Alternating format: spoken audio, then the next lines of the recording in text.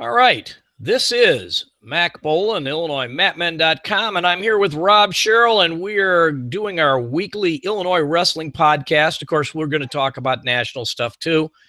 And season's young, but there's already been a few things that have happened that are significant in some of the classes. And Rob, if you want to, go ahead and start off with Class 1A. And what did we have significant in either the individual or team competition that happened in the past week? Well, I think the most significant thing that I saw was the fact that the defending champion, Lena Winslow Stockton, they won the state in football. You always worry about a little bit of a hangover effect from that. At least Lena Winslow won the state championship in football. You know, Lena Winslow and Stockton are separate programs for football, and they usually meet in the state playoffs at some point. And this year, Stockton lost before the two teams got a chance to meet. I believe that would have been in the quarterfinals if it had happened. But a quick question, there has been no evidence, even though they had some graduation losses, of any kind of a letdown by the Panther Hawks at all. They've had off to a dominating 7-0 start. They've had three ranked teams that they've wrestled, among those seven. So they are a very solid number one at this point. Aurora Christian moved in farther up into the top 10. They had a very solid victory over a Hope Academy on Saturday by a score of 48-21 in a quad. So this is at number 6. This is their highest ranking ever. As we mentioned last week, Clifton Central, also off of last week's action, beat Coal City. That's a big win for them. Number 4 in the ahead of Coal City, and we have we got a pretty solid group of teams there. Some teams that moved in that haven't been real good lately. Seneca in the top 25 for the first time. Porta got back in, and there are 3 teams in 1A that are looking to break into the top 25 that haven't been very good lately. Rock Island Dalaman being one, Mount Carmel, the other Mount Carmel being another, and Fithy and Oakwood out of the Champaign area being a third. So Oakwood had just lost to Clifton Central by 4 points on Tuesday. So that is so those 3 teams looking to make the top 25 in 1A, something very close to a top 30. And, it's going to be hard to keep them out. But the way I see it, the 25 teams I have in the top 25 right now, none of them have done anything to knock themselves out of the top 25 just yet. Okay, and now just going in the past, so where is Dakota at right now in Class 1A? Number 7, and they are. Dakota is 4-4, but of course, when you look at who their losses are to, all to teams in the 3A top 15. The first week loss, of course, to Oak Park, and they were at the Washington Duels, which we'll talk about more when we get to 2A and 3A. But lost to Lockport, Lincoln Way West, and DeKalb. In their 3 matches on Saturday. But you know how it is for Dakota. That only makes them tougher as the season rolls along. The only trouble is that they are once again most likely going to be in the same regional with Lena Winslow Stockton, and I don't think they're going to get, for the second straight year, I think Lena Winslow Stockton's going to come out on top in that one. Speaking of Lena Winslow Stockton, and I know because a lot of people don't quite understand, because I believe they're what's known as a co-op.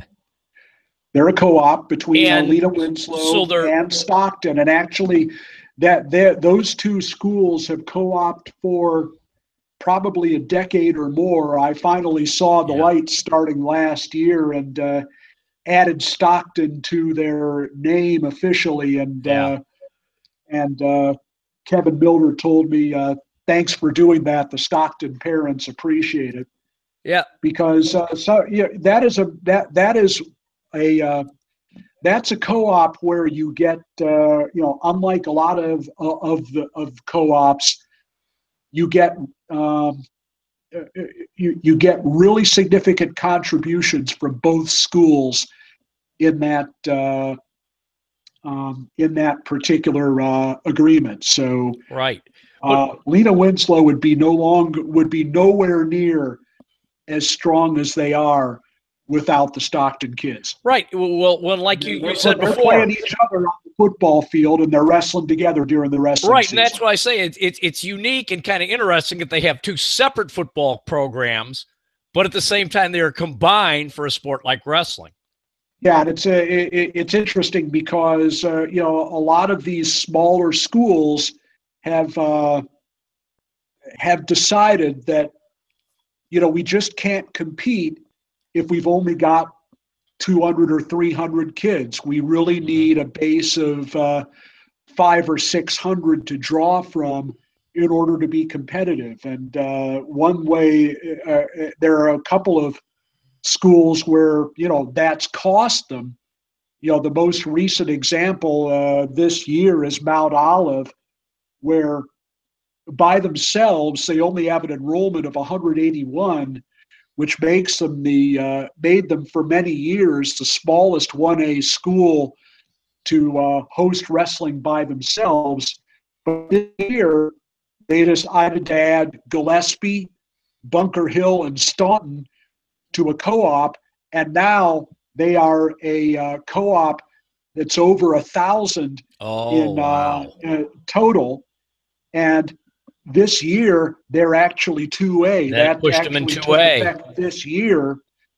And, it remains to be seen how many wrestlers, those three schools on an ongoing basis are going to contribute, to Mount Olive's wrestling room. I think the jury is still out on that. Maybe if they have the relationship for a few years, maybe it'll pick up. But they really, at least this year, they're 2A based on what Mount Olive pretty much by themselves bring to the table. And we'll see for, in the foreseeable future, whether they, get a significant increase in numbers from those other three schools. But, you just don't have a situation like you see in states like Iowa and Wisconsin where, schools of 150, 160, 170 students are making it on their own. In Iowa, the cutoff between 1A and 2A, if you can believe this, is in the 170s for enrollment. Good grief. And you have 2A schools in Iowa that are barely Mount Olive's size, and yet in Illinois we've decided we can't make it on those numbers. Yeah. Huh. All right, so moving on to 2A then, we had several significant duels, obviously, that were 2A and 3A competing, and any individual or dual stuff of significance? The Washington Duels, of course, were the big one there. And Washington won all three of their matches over 3A competition. They beat Deerfield, Lincoln Way West, and Lockport. And of course, we know what they're going to be doing this Saturday. They're going to be at Oak Park in another monumental quad. They lost their first match of the year before Thanksgiving to Barrington, which interestingly they beat Barrington in the same quad pretty easily last year, but they lost to Barrington this year. They beat Warren the same night, and of course they've won 6 in a row since that opening loss to Barrington. Dixon has looked very strong with their building off their third place finish in the state last year. They just beat Rock Falls very badly on Tuesday, 59-9, and of course that's significant because Rock Falls moved up to 2A this year. But so they will meet again in the regional. But Geneseo off to a great start with 4 wins last week and winning the Rockford East tournament. They debuted in the 2A rankings at number 10. Now, last night they just lost to Moline, so they're no longer undefeated, but very tough. And of course, St. Rita made their 2A debut at number 15. Despite the fact that they had 3 losses last week, they lost, of course, to Mount Carmel in their neighborhood rivalry match. Yeah. Saturday lost to Marmion and DeWheat North, but they're 7-3 and they're looking really good. And then Oak Forest went to the Ron Sauer Duels in Missouri, finished 10th. They went 3-3 there. So not bad. Not bad for a 2A school against some of the best teams that Missouri had to offer. So those are some of the 2A highlights from last week. And it still looks like Washington will be the team to beat in 2A. Interesting to see. Basically, certainly based on what they've done against top-level 3A competition, I would have to agree. Sure, and just interesting to see St. Rita now down at 2A because, a few years ago we had Mount Carmel at 2A, but then they got bumped to 3A. Montini got bumped to 3A, yet now we see St. Rita down at 2A. Right, and I think Mike Boyd's take on this is with this group of kids he has now, he wants to get their feet wet a year or two before they think about making the move back up. Which makes sense. Sure. So then, of course, we talk 3A. Now, I was at the quad at Montini on Saturday. Providence showed up and forfeited a bunch of weight classes, and their best wrestler, Jacob Lindsay, returning state champion, was not wrestling. Right. They obviously got hammered. Interesting to note, just some side notes, like the match that really surprised me, and we talked about this earlier, was Matt Ortiz at 152.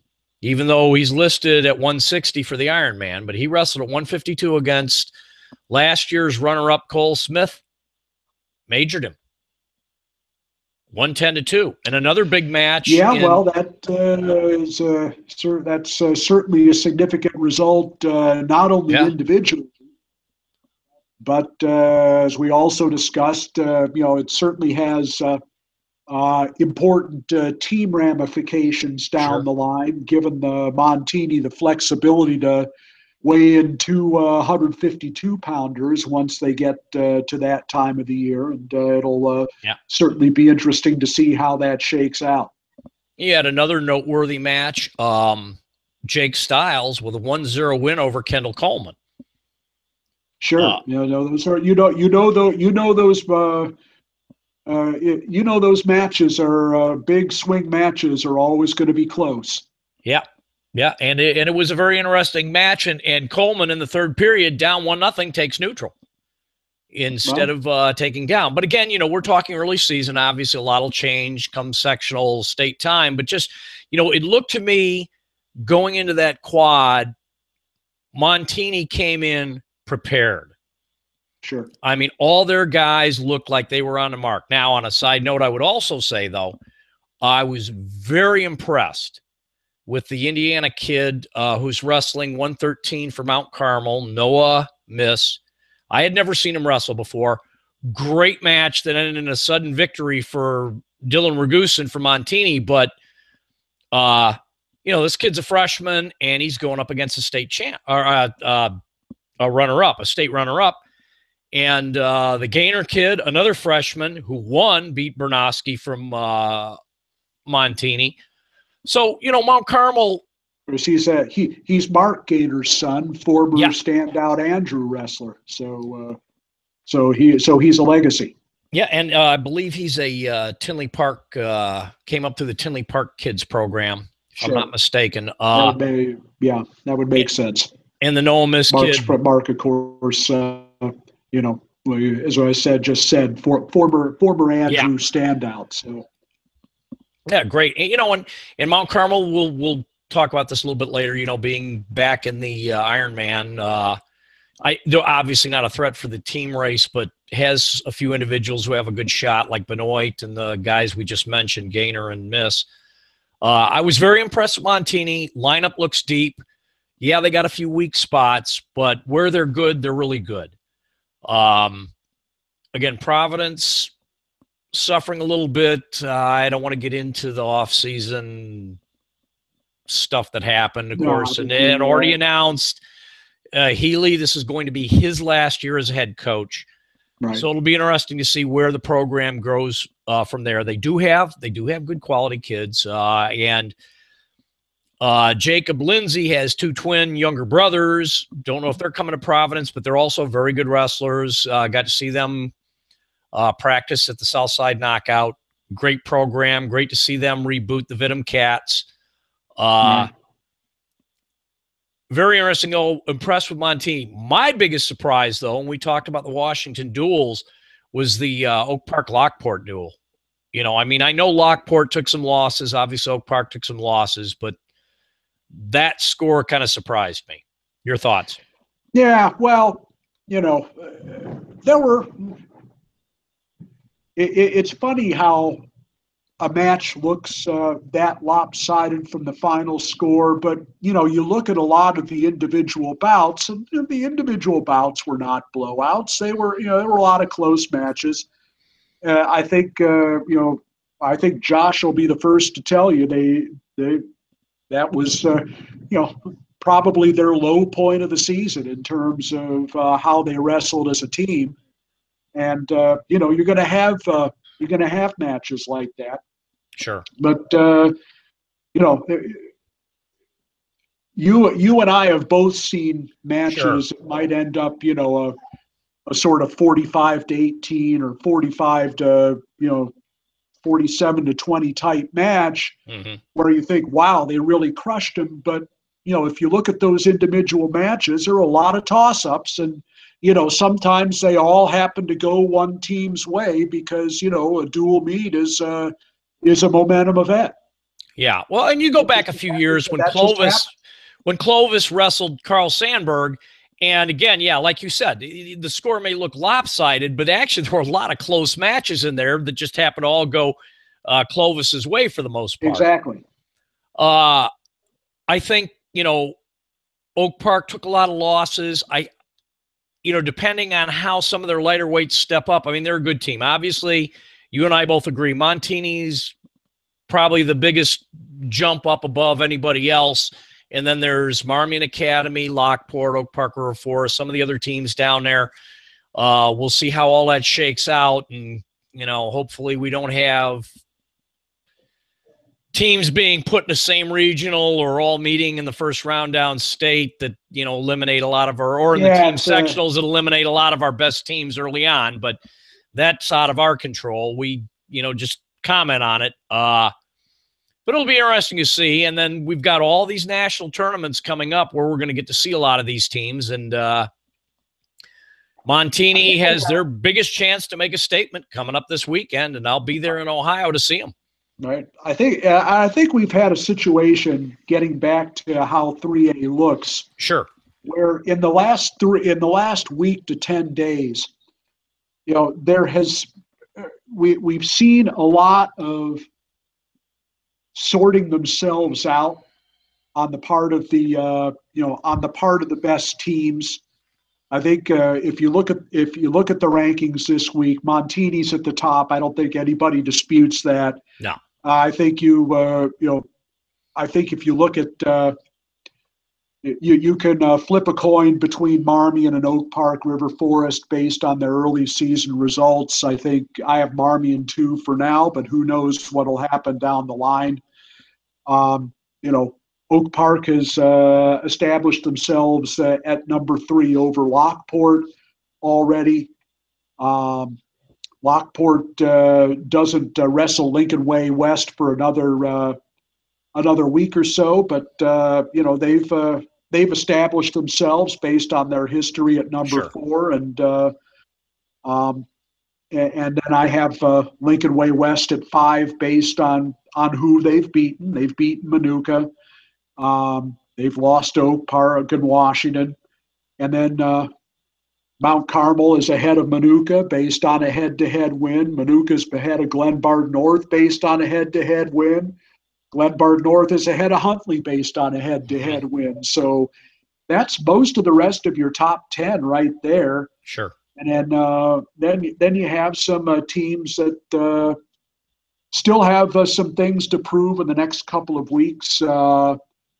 I have Evanston 10 based on the depth of their lineup, and they do have some depth in their lineup. They have Stagg tomorrow in a quad, and Stagg had Sandberg on the ropes last week and couldn't finish it off.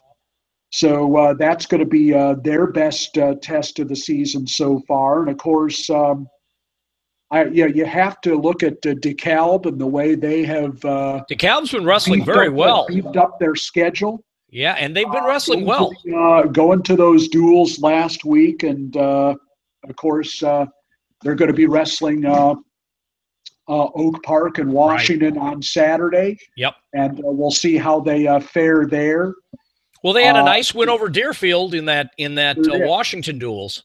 And Deerfield's going to be back. I think they'll be back in the top 25, within a month, based on what I've seen out of them. And of course, that next in line, we got St. Charles East with the win over Libertyville has established themselves over them. Yeah. And that's Libertyville that won the Barrington tournament. Got a lot of teams that are really, really close to each other. Stevenson has prevailed in some close matches. They've earned their spot. Prospect has beaten Barrington. Sandberg wrestles Stevenson this weekend, so we'll find out a lot about what Sandberg has. Great Saturday last week for Plainfield South, beating Moline and Normal West. And of course, Moline established themselves over Normal West. And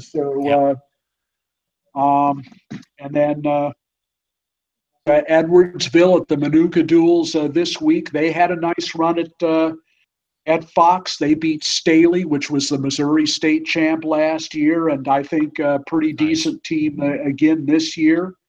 So Edwardsville is in. Wheaton North is in. Of course, we've already mentioned their win over St. Rita, only lost by 4 to Marmion on Saturday at St. Rita. And a really solid win over Wheaton South last Friday. So we're looking at we're looking at 3A where we've already had a lot of major matches this week. Hey, we got Andre on here. I had him join us, so want to say hello. What's up? Andre? I drop in for a minute or two, see what's going on. Yeah, and we've got coming up, and the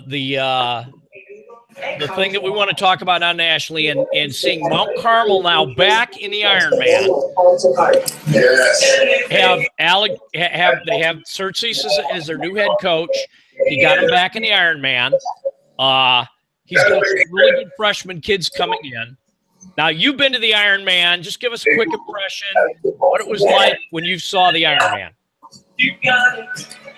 Who, me? Or is unreal?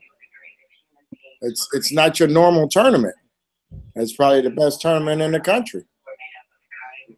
I mean, I don't think that's changed from the mid 2000s to now. Yeah, it's something to see, and I'll be there this weekend. Now, Rob, yeah, I haven't been in many years, but I remember what the atmosphere in the main gym is like, and of course that's where they have the championship bracket matches always, yeah. and it is definitely it's definitely got that pit sort of feel to it, and you win a match in there in that atmosphere, it's a huge deal. Well, and it's amazing what has always impressed me about the Ironman.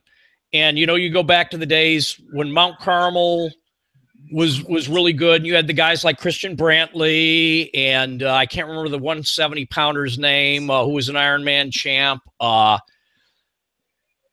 And you see guys on a national scene in that tournament, and in any round, it could be in the quarterfinals, it could be, and you could be facing a state champ. You could be facing a state placer, and then have to go through 2 or 3 state placers or national ranked wrestlers just to place in the top 5. I mean, I remember the couple of years ago when when it was I think it was Traxler's junior year from Marmion. He wrestled 7 guys in the tournament, 3 state champs, 4 state place winners from other states, and wound up finishing 4th. Yeah. And I think that's probably one of the best 4th place finishes at any event that I've ever seen. Yeah, the depth is just incredible at that tournament. And the interesting thing is, you have teams that send full teams, and then you have a lot of individuals that come out, or people, they don't send a full team, but they send top individuals like, Bosco from California is a typical one. And this year we have a couple kids from Illinois coming, like we mentioned, we Rashal and Austin Macias. They're not coming as part of the team, but they're coming as part of individuals. Right. We Rashal is the team. Yep. Yeah, there are a lot of teams, quote unquote teams on this list put in that boat for sure. But it's nice to see a guy, a team at least let a kid go who's a quality kid and compete on that scene, because you go to the Ironman, you can't walk 100 yards without bumping into a coach with a D1 or D2 or D3 NCAA coach there who's watching. And, and some of those coaches there they would consider any place winner or somebody that comes close, somebody worth recruiting. Oh, absolutely. But if you think about it, when you're talking about that type of atmosphere for a coach, that's very similar to Fargo. Oh yeah, absolutely. And like you said, Rob, a 3rd place Ironman kid is a potential 5 years later NCAA champion or NCAA finalist or no doubt All-American. Yeah, no doubt about it. We've seen it happen. I'll never forget, my kid lost a match at Fargo, and the coach walked up and offered him a scholarship, and I'm like, "But wait a minute, he just lost." He said, "That doesn't matter. We're not interested in that." There's other things they're looking for. Yeah, well, if you could go through a grind, particularly in a tournament like Fargo or in a tournament like the Ironman, and even if you go down to that 3rd place or 4th or 5th place match, and they see the quality of the competition that you go through to get there, and you wrestle X amount of matches and you take a beating and you can still come off the mat, like, hey. Well, you're obviously one of the best in the country when you're. Yeah. You don't have to win it to be declared one of the best in the country. Rob, who's a rankings expert, will attest to that. Oh, sure. There's several best in the country. I mean, where you place, for me, is way down the list in terms of, in terms of where you are in the pecking order. It's who you've wrestled and who you beat that's really the important thing. Right. I mean, I'm going to be interested to see, and you always want to look at this in a tournament like the Ironman. Who's that guy that loses in the first round and wins 7 in a row in the consolations? Right, and then that's the guy I want to see who that guy is. All right, his name is that's Stud. That's almost more of an accomplishment than winning it. Rob, his name is STUD. Yeah. And you're right there. So looking at this year's Ironman field, and Rob, I think we both agree Blair is probably the favorite. Yeah, I think it's going to be a really good. But it's going to be a good wide open team race because Paris Graham is good. And I think where do you have Lake Highland Prep? I have them. I have them 5th, as I mentioned. 5 of my top 6, my top 3, and 5 of my top 6 preseason are in this tournament. Are in the tournament, right? Which right there should tell you something. And if you look at the seeds, and Montini actually did pretty well in the seeds, but you look at the seeds, and you're looking literally at a list of nationally ranked guys in every weight class, and some of the weight classes are just and again, brutal doesn't even do it justice. The advantage Montini has in a tournament like this is the possibility of 3 finalists. Sure. And that's gonna make you a contender at least for the top 5. Now the question is, can they place 6 or 7? Right. If they can place 6 or 7, then now you've got a different sort of an argument, because Blair's going to place 8 or 9. Sure. Graham's going to place 8 or 9. Sure. Can you match that? I don't know if they can. If they can, but again, if you can place 6 or 7, maybe you got a shot. I think the question for Montini is, and we know they've got the guys like Ragusin, like Melendez, Woods, obviously, Luan. And then you look at some of the other guys like Stiles, Fidel, Peterson, Ortiz. If those guys can place, Montini's in the mix. If your studs come through, and even if they don't make the finals, if they don't win it, if they're runner-up or 3rd place, we know you get 7 or 8 guys placing, and you're in there. You're right in it. And that's why I look at a team like Malvern, for instance. I don't know that they're necessarily a top 5 team in this tournament because they don't have the high placers that some of the other teams are going to have. But they have depth. And that's why I always look at, I look at a tournament like this. It's a great barometer for individual rankings. It is not necessarily a great barometer for team rankings. Sure. I don't look at that final list of team scores and just go down the line. You can't. No. You have to look at you have to look at that team's lineup and say, okay, it's not just how many placers, but how many 3-match winners did they have? How many 4-match winners did they have? And how many 2 and outs? If I see a team that had 13 3-match winners, they're moving way up on my list, even if they only finish 10th or 11th. Sure. And going to Mount Carmel now, coming into this, obviously they're not going to be a threat for the team race, but they've got some fairly decent individuals, and I think I think so too. I kind of like, I guess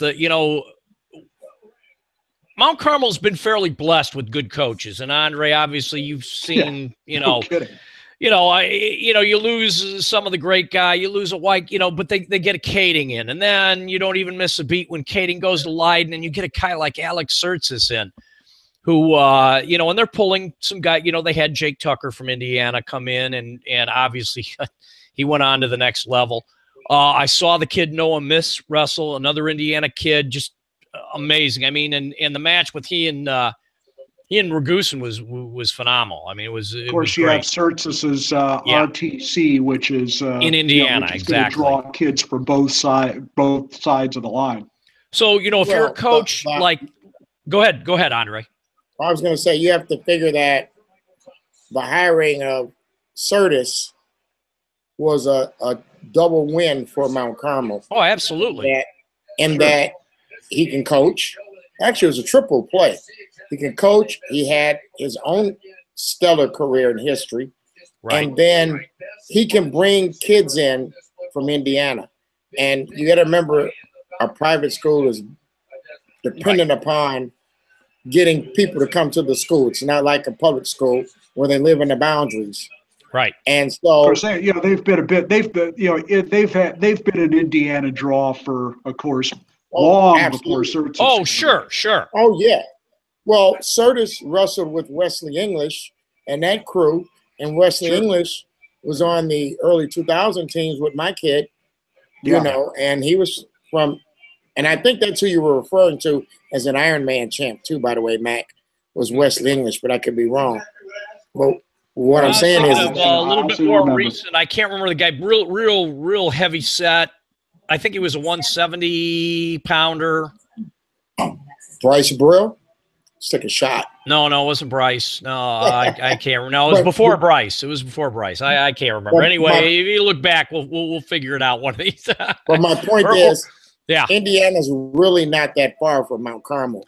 No. You know, no. I mean, 30 miles or whatever. Yeah. But, you know, when parents get to weighing in the benefits, I mean, there's some decent teams in Indiana, but – well, and a lot of decent. Well, Griffith, where Curtis came from was a phenomenal program. But you want to wrestle against Illinois wrestlers if you can. Oh, yeah. That's the better wrestling state.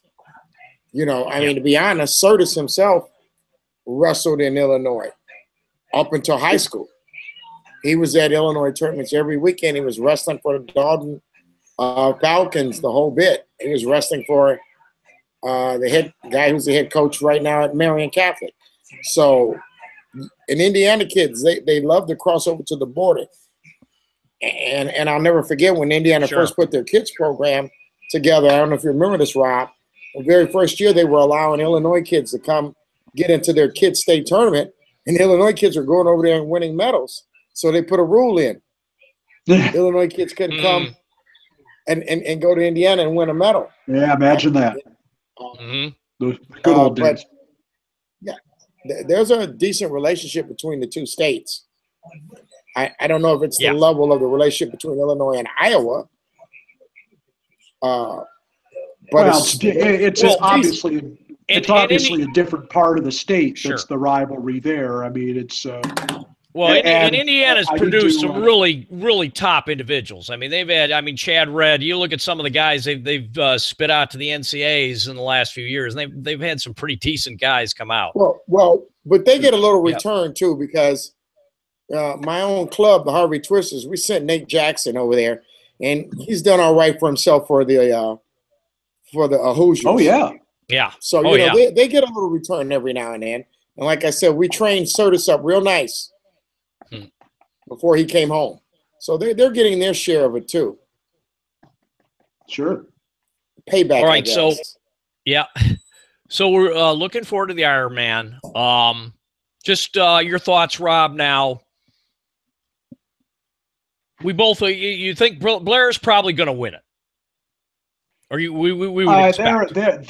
Yes, although I'll say this, I think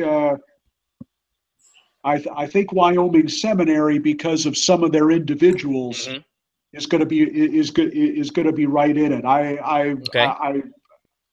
When I look at the top three, I think Blair's got the best combination of depth in individuals. Seminary has individuals. Graham has depth. That's Graham how has I depth. I think Graham. Let's face, Graham has a potential too of putting in about three finalists, maybe four. Yeah, I think. I think Graham is probably third on the list as far as what I would say are sure finalists. But there's no reason that Mitch Moore couldn't be in it. There's no reason Ryan Thomas couldn't be in. There's no reason Jordan Crace could be in with a few breaks. Or Rocky Jordan. Jordan, yeah, sure. So those guys all have a shot, but I think I think all of them are kind of draw dependent. Yeah, and I think like we were saying before, for Montini to be in that mix, they got to get obviously the performance from the guys that we mentioned. They're nationally ranked guys, and some of those other guys like Mayor is nationally ranked. I mean, he's a little bit lower on the list depending on which ranking you look at. But if they can get 4 or 5 of those guys to place, they're right in it, along with the guys who we figure are going to be battling for first, second, or third. Yeah, I would, Willowan doesn't need to depend on a draw. No. Woods probably doesn't need to depend on a draw. I think Melendez might need to depend on a draw. He's the number 1 seed. Melendez is number 1 seed. All right. Well, I think if I had to rank those 3 guys, he's number 3 on my list in terms of sure win. But because 120 is just crazy. Oh, 120 is insane. 120. Well, 152 is insane too. Yeah, I mean, you got Luan there, but then you got Carr. Carr's at 52. Yeah, you go down there. I mean, if you go down the list, it's insane. I don't know what. Well, I don't know what. Well, I guess Carr wants a shot at Luan. I don't know what. So I mean, he'd win 60 without a close match, in my opinion. Maybe that's why he moved. Yeah. Yeah, to be honest, I'd have to go back and double check. But I think, because I looked at the seeds earlier here. Actually, now you got me curious. Let me double check. Yeah, I mean, this is the interesting thing about the Ironman. Guys go at certain weights because they want a shot at so-and-so. So, it really it often has nothing to do with where they're going to be at the end of the year. I remember when, I remember when Joey Dance went 25 or 26 at the Ironman. At 152, number 1 seed, David Carr. 2, Luan. 3, Talona, Kim, Humphrey, Silverstein, Marshall, Hubbard, Luchow, and Sid. That's just insane. Who'd you say was number 3? Number 3 was Artelona from Tampa Prep. Yeah, Artelona, Kim, Humphrey, Silverstein, Marsh, Hubbard, Luchow, and Sanchez. That's just your top 10. And Sanchez, of course, from Graham, and then Gallagher from Edward, Kaiser from Blair. That's insane. Yeah, that's it's just insane. Interesting. Yeah, 120, of course, is really deep too, as we know. I mean, tell me who else we got there. Okay, well, Melendez was the number 1 seed, but you've got Kaliako from Blair, number 2, Heinzelman, 3, Tag, Nunez, Fenton, Logan Heil, Sandoval. That's nowhere near as good as 52. No, but still tough. Actually, Lockport had Moltan as 12. And actually, Lockport's got some seeded guys. I believe Ramos, Moltan, and Fernandez all got seeds. Okay. But Montini did pretty good seeding-wise. And then Clovis has a couple of guys in here. But like we said, it's the usual suspects, so to speak, in Graham and Blair. And, man, wow, that 152 weight class is just nuts. Yeah, that's the weight class so far, as far as I've heard. So interesting. Yeah, it'll be interesting. Now I'll be there, get some notes. If I can get my laptop to work, I'll send updates. If not, I'll get back to the hotel and send updates on their computer. But wait a minute, why wouldn't you be able to get your laptop to work? Oh, it's screwed up right now. You are always bragging on how you have the ultimate systems. PCs, not laptops. Well, that's your problem right there. But anyway, if you had to, I just got a laptop last year. I've been a PC guy. Hey, I'm a gamer, So you keep you to that for your games, and you get a real computers for your work. Yeah. Yeah, I could always rip off, or I could always piggyback on Josh or Willie if I have to. Man, people don't want you using that computer. Yeah. So anyway, Rob, anything coming up? Looking at Class 1A. Yeah, let's have a look ahead to the let's look ahead real quick. Schedule for the next week. Okay, so 1A. Couple of nice matches going on tonight. Another neighborhood rivalry. Sycamore is at DeKalb tonight, so part of the early season gauntlet for DeKalb. I think they'll win this one pretty easily, but both teams are ranked. I'm sure that's a packed house at DeKalb tonight for that match. I'm be interested to hear how that turns out. Some of the big matches tomorrow night. St. Rita is out in New Lenox wrestling Providence, so that'll be a good one. Oak Park is at Lyons Township for a good West Suburban Silver match tomorrow night. That'll be interesting. Yeah. Couple more good matches in the DuPage Valley. Glenbard North is at Wheaton South tomorrow night. Also, Naperville North is at Wheaton North. So two good DuPage Valley matches there. And up north, Antioch is at Grant in a North Suburban Conference match. So those some of the highlights of tomorrow night. And Maine West is off to a really good start in 3A. They host Deerfield tomorrow night. Oh, that should be a good one. So that will be the first really big test for Maine West in the early season. Deerfield at Maine West tomorrow night. So that's some of the Friday night highlights. Some really good quad action on Saturday. We already mentioned that Oak Park, according to the schedules, this is an 8 a.m. Start. Mm-hmm. But Oak Park River Forest is going to be hosting Washington, DeKalb, and Providence in a quad. So is Deerfield going to be at that one, or just those four?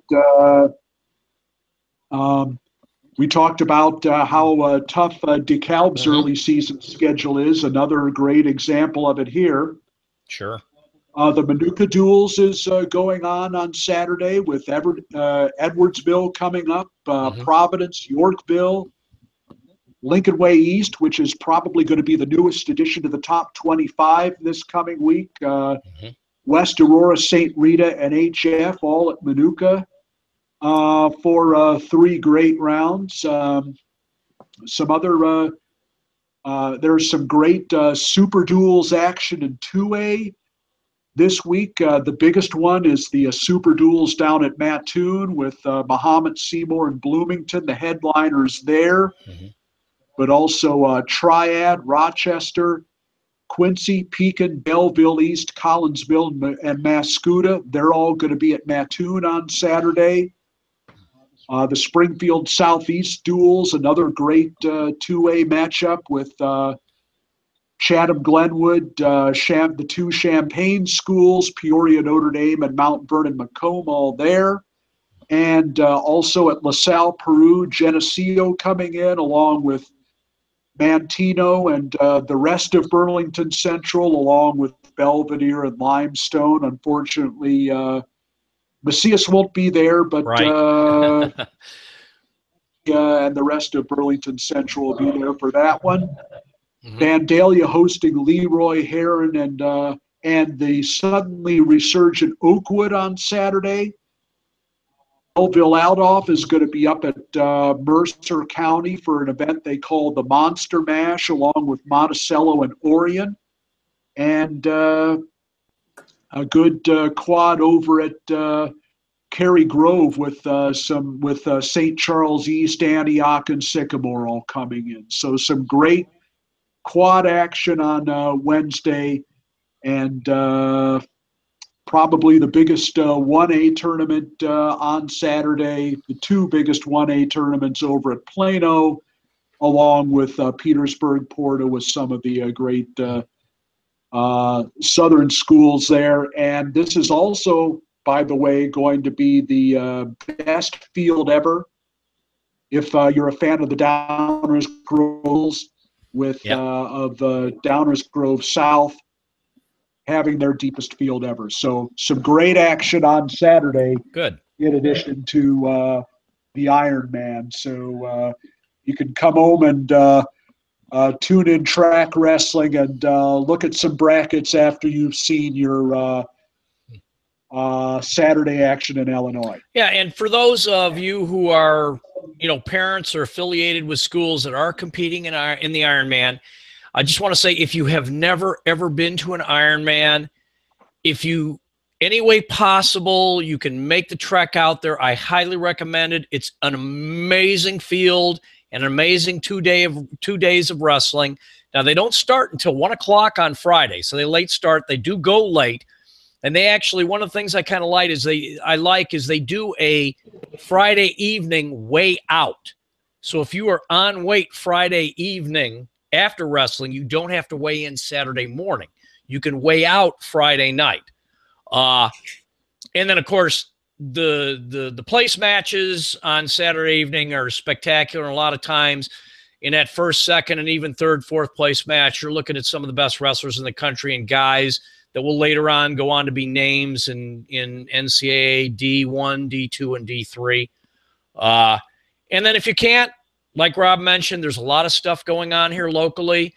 Get out there, support the schools, support the sport. And just to drop a little teaser now real quick, Andre, how are we looking as far as webcasting the Catholic League Championships this year? Well, at this point, we have permission from Mount Carmel, and it's just a matter of us going ahead and getting our sponsorships lined up and taking care of the financial part.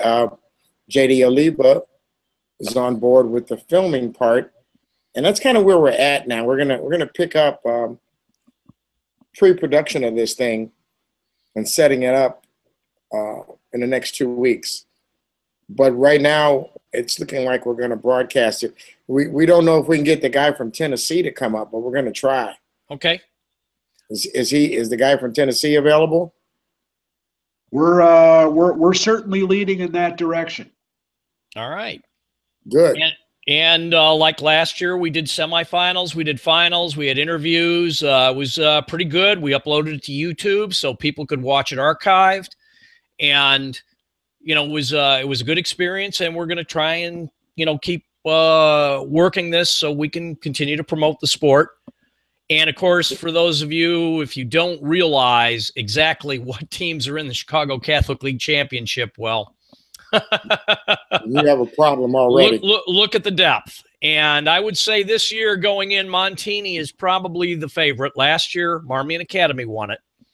But despite that, you've got a ton of great individual matches, and then you've still got Marmion Academy. You've still got Mount Carmel, Providence, and De La Salle, and a ton of individuals. St. Rita's St. Rita's going to have, and it's just right now the marquee conference championship in the state. Yeah, I'll throw this in from if you think anything's a sure thing, if you look at last year's Catholic League, the teams that finished in the order 1, 2, 3, first, second, third, and fourth, probably most of us had picked to finish in exactly the reverse order. So you never know how it's going to shake out. And a lot of the guys you'll see in that conference tournament are going to be potential state champs or state placers. It's a very, or it's the most prestigious, most tradition-rich tournament, conference tournament in the state, and within that conference, it's a big deal to win it. You generally are beating guys that you may have to face come your regional or sectional or downstate. Absolutely. So it's a lot of times it's the first meeting or the second meeting of guys that are in the finals, and they're going to meet again and again and again. You could potentially meet a guy 3-4 times. And so that no one wants to lose. And the Catholic League also does a great job of maintaining their records. So you can get that program book and you can see who won a championship all the way back to 1974. I mean, you can see the scores of the matches and the history with the 4-time winners and 3-time winners and all that, and the lawless winner, which is for the top senior and the top coach. So it's something that if you're not doing anything and you're on the south side of Chicago, that's a good day, the third Saturday in January, to catch some wrestling. And let me just throw this in there too. And although they're not as big as the Catholic League, the next day at Chicago State, you got the Chicago Public League Championship. And that in the last few years has produced some state champions and some good wrestling in its own light. So that weekend on the south side of Chicago, there's a lot of good wrestling going on. Yep. And to add to that, all the host schools for the Catholic League Championship put on a great show. And for Old Pioneer, they also have great concessions. It's always worth coming out. It's great wrestling. It's a great day, and it runs smoothly. It runs quickly. And if you're in the area, if you're able to go, they wrap it up. It's a one-day Saturday, and it's great to see with the semifinals and the finals. So I'm going to go ahead and wrap the podcast up here. So hopefully be back next Thursday. I'll have notes on the Ironman, and we'll cover everything that happened in the weekend. And then, of course, we'll do as we always do, an outlook to the following weekend. And, of course, the Ironman is only a start because we've got a ton of massive tournaments coming up here through the holidays into January, and we'll be filling you all in on that. So I'm going to say good night. I hope everybody enjoyed this. Give us your feedback. This is Mac Boland for Andre Morgan, Rob Sherrill. Everybody, have a good evening. Good night. See ya.